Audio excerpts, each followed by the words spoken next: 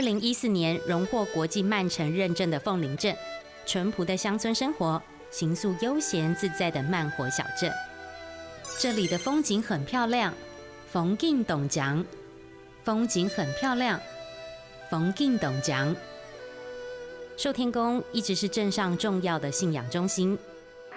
我们这个地方在日本时代，它是日本人的仓库。台湾光复以后，由地方热心人士集资来盖成这个庙。简朴的庙殿，古色古香的壁饰与龙柱，没有金碧辉煌的气派感，反而彰显出寿天宫的宏伟庄严。基本上，我们凤林镇是移民社会，移民社会就从原乡请来奉祀的各个神祇。我们这里主神是关圣帝君，还有我们的升龙大帝、观音菩萨、孔子、妈祖、城隍爷、义民爷。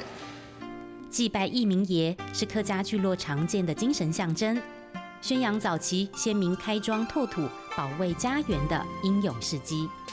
大家都知道，这个义民爷是乾隆51年林爽文事件，我们客家的先民为了要保乡卫国，跟林爽文叛军在厮杀，壮烈牺牲。乾隆皇帝是保中2个字，所以只要是台湾的客家人都会信仰这个义民爷。